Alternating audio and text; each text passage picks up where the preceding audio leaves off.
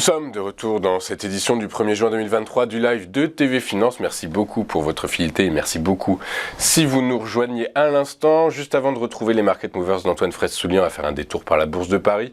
La Bourse de Paris qui a ouvert dans le vert suite à l'adoption par la Chambre basse du Parlement américain du projet de loi visant à rehausser le plafond de la dette aux États-Unis. Le CAC 40 prend 0,75% à 7151 points et fait fi donc des mauvaises statistiques en provenance de Chine publiées hier qui témoigne d'une reprise plus lente qu'escomptée de l'économie chinoise post-Covid. Voilà, dans cet environnement, eh bien, quelles sont les valeurs qu'il faut avoir ou non en son portefeuille? Eh bien, pour répondre à cette délicate question, je suis en duplex avec Antoine Fraisse-Soulier. Bonjour Antoine.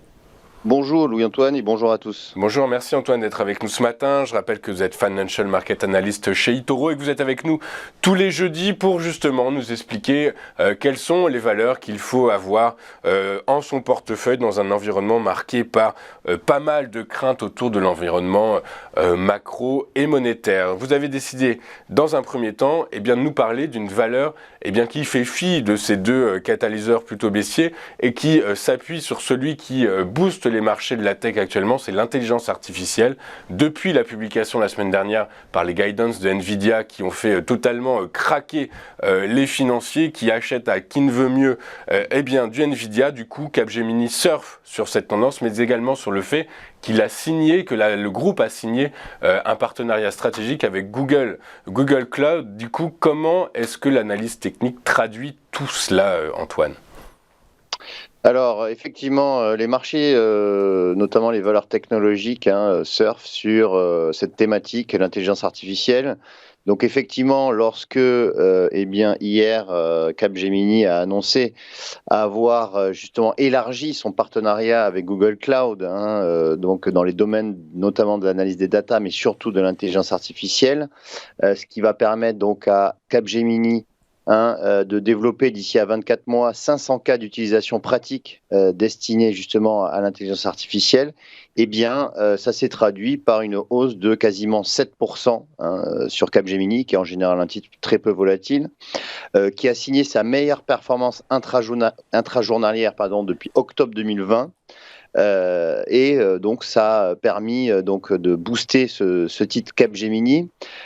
Faut savoir que Capgemini, c'est une des rares multinationales françaises avec Dassault Systèmes à être identifiée par les investisseurs comme exposée à l'intelligence artificielle.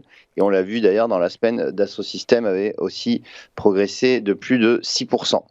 Alors maintenant, si on s'attarde un petit peu sur l'évolution du titre, on voit que depuis un mois, il est plutôt flat.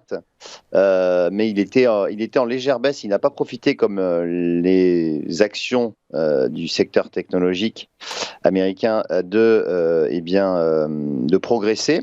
Ceci étant, cette hausse de 7% ramène le titre aux alentours des 164 euros. On voit que ce matin d'ailleurs, il continue sa progression de 1,17%.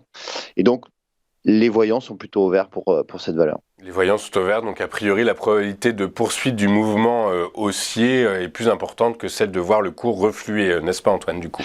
Oui, alors effectivement, ensuite, c'est vrai que les actions du CAC 40 sont assez tributaires aussi de l'évolution de l'indice, mais on pourrait avoir un Capgemini qui effectivement surperforme l'indice CAC 40, qui est en correction actuelle, dans une tendance haussière, mais effectivement on est dans une correction actuelle sur le CAC.